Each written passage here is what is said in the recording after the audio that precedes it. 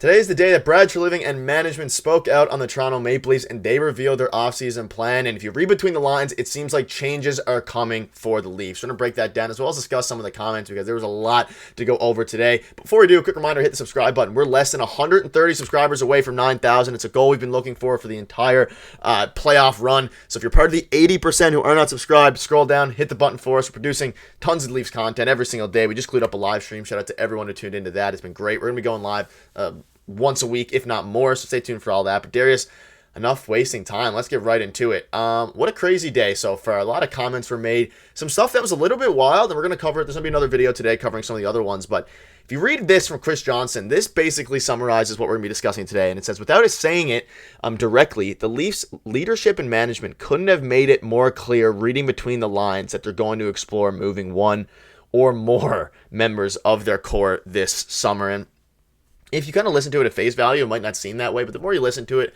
I tend to agree with Chris Johnson a little bit here. We're going to get into some of the quotes in a minute, but what are your thoughts on this? And I guess the press conference in general, considering obviously we both watched it in full and discussed it on our stream, but it seems like changes are coming, and Brad Treliving took full accountability, says it's not good enough, and said changes need to be made. Yeah, if you read between the lines, a lot happened this morning, and we'll get to Keith Pelly and Brendan Shanahan in another video, so stay tuned for that. But in terms of Brad Treliving and what moves might come, it looks like they're going to break up the core four, at least try to do it. It looks like they're going to at least explore the options and see what can be done and maybe get creative with it. And honestly, at this point, that's the route they have to go. A lot of people are asking for change.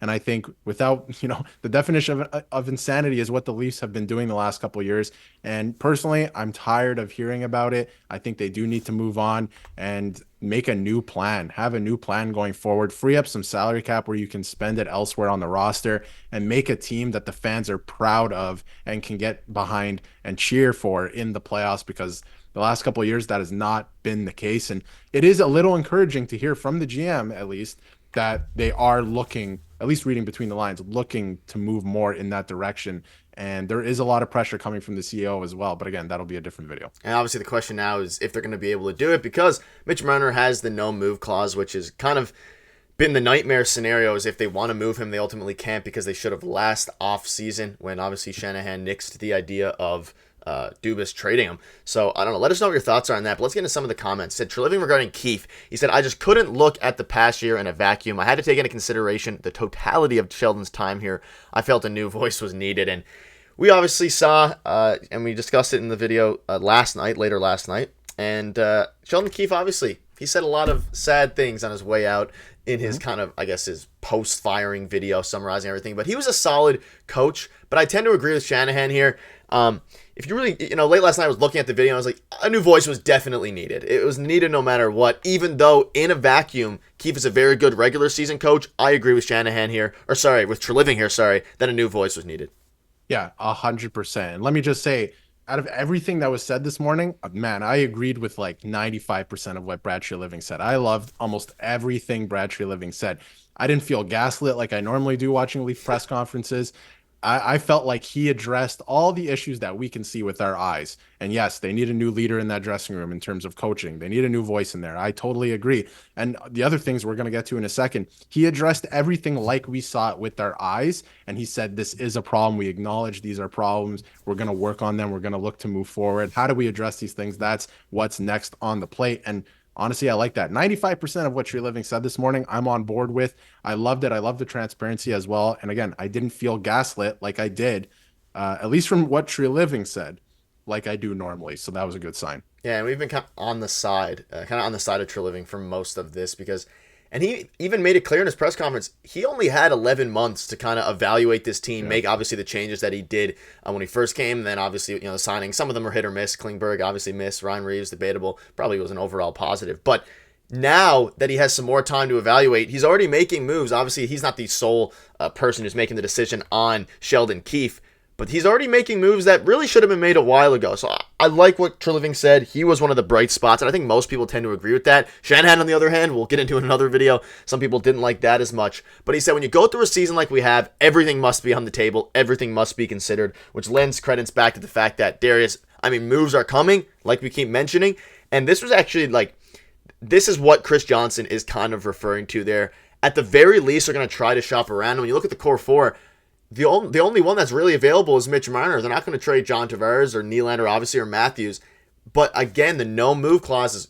We should have a no move clause animation at this point because he has a no move clause, and that's going to be the biggest thing. Is maybe they ask him, and you're kind of heavy on this side of it. Ask Mitch Marner for a list of teams he'd be willing to go to, and then negotiate among those teams. But what that does, and what other teams know, is that his value now is lower than it would have been last season. Not only because he has a year left on his contract, but because he can't. He gets to pick where he goes, and the teams are only bidding against each other, or that's like 2 or 3 other teams max, as opposed to the rest of the league. Like, that's the worst part about this, and Treliving's aware of that, and I don't think they're going to trade Marner unless they get some sort of value for him, because they'd rather just run it back with a 100-point player if they're going to go for the win next year anyway.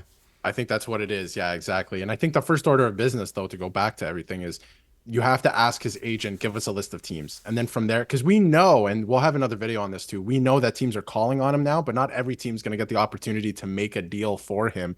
But I still think you get quite a bit back from Mitch Marner. He's a great player, and you can go to a team that probably needs him and say, listen, let's make a deal, right? And if that team is on the list, fantastic. So I think the first order of business is ask his agent or Marner, listen, what are you open to? Where can you go? Because we're moving on from this idea. We have to, and you cannot let it go to next season. Maybe you can run it back with Marner next season, but I'm afraid that if he goes into next season without a contract, which is another thing they have to look at too, maybe a sign and trade or something, you cannot let this player walk for free. Yes, I do think you need to move forward without him, but I don't think you can let him walk for free. So first order of business, figure out what you're doing there.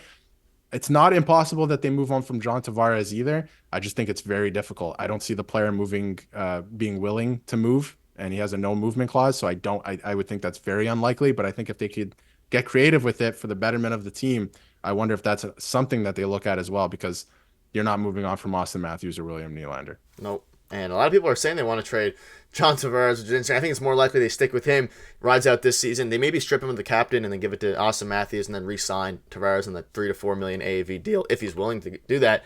But Treliving calling out things like special teams and consistency is a real welcome change. Sorry, no more beating around the bush. And yeah, like that's the biggest thing I took away from this was that it's obvious. Like you mentioned this during the stream a lot. It seems like he literally was watching what the media was saying about the team, what the fan sentiment was, and just said it himself, which is exactly what you want, really.